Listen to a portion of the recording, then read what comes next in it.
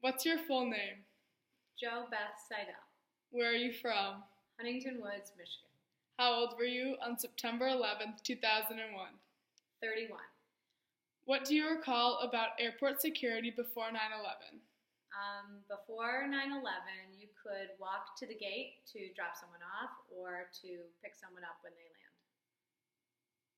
How did you find out about the attacks? Where were you? I was in our house in Huntington Woods. I was feeding my oldest daughter, Evie, and my phone rang, and my girlfriend called, panicked, saying, freaking out, saying, "Do I need to come over?" And I didn't know what she was talking about, and she said, "Turn the TV on." And once I turned the TV on, at that point, the second plane was hitting the Trade Center. What is the most vivid memory you have of that day? Well, I think the most vivid was turning on the TV when I was told to and seeing that happen in real time.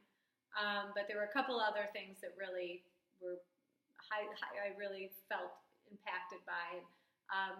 My father-in-law was in the air.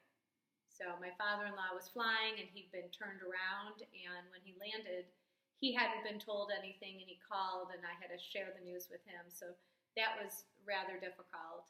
And the other thing that was actually kind of surprising is at some point I went out and I was talking to our neighbors, and you got this eerie feeling that there was no sound.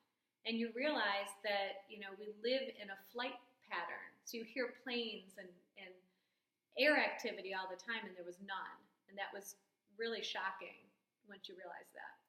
Do you think terrorism can be defeated? Why or why not? I don't necessarily think it can be defeated. I think it can probably be altered, but there's always been trouble in the world, and some of it's human nature, unfortunately, and I don't think that we can ever eliminate it entirely. How has 9/11 changed you? Well, I think I'm probably more cautious, and I don't necessarily know if it's 9/11, but I'm sure that has started it. And as you hear about more and more terrorist activity, I think you become more and more concerned when you go into areas that maybe are, you don't feel as safe, or you don't think are as secure as maybe some other places that you visit. Has 9/11 affected how much you fly? No. Were you personally connected to anyone in the towers, Pentagon, or planes? What happened to them? I was not connected to anybody involved. The closest I came to anybody was the company I worked for, Oracle.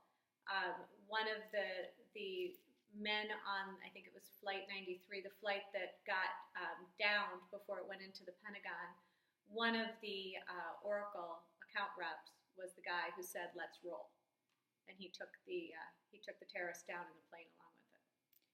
What did you think of the government's reaction to the attacks in the days, months after the attacks? I think everyone, you felt patriotism. You felt kind of the government come together, people come together. It was, on some level, it was very inspiring because everybody had a kind of a common focus and a common cause. So I can't necessarily speak to all the ins and outs of if people did the right things or the wrong things as it relates to government, but I think there was an air of patriotism. What do you believe should or was done to protect the United States? In regards to after 9/11? Yes. What you're referring to?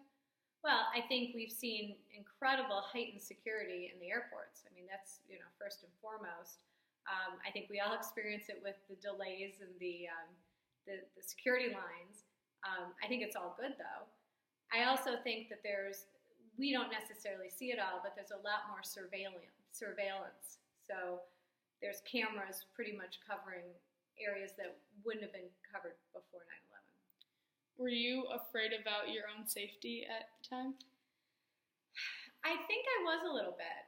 It's hard to remember back, but I did have a 9-month-old daughter, and I think it was about that time, a little after, that my dad kind of called a family meeting and had a safe spot picked out up north, some hotel that he found, and kind of gave us all instructions that if something were to occur, what we're to do next. So yeah, I guess, on some level I was a little fearful, and at least my family was a little fearful. What lessons do you think should be learned from 9/11? It's a tough one. I mean, something like that happening, you never want to think that could happen and that it could ever happen again. But obviously, if it happened once, things can happen whether you like it or not. But in terms of advice, I guess just keep your eyes open. I mean, if you see something that is unusual or you have a concern, just don't turn a blind eye, and make sure an authority knows, or that you're taking the initiative to find out what's going on. I guess that's my best advice. Thank you for your time.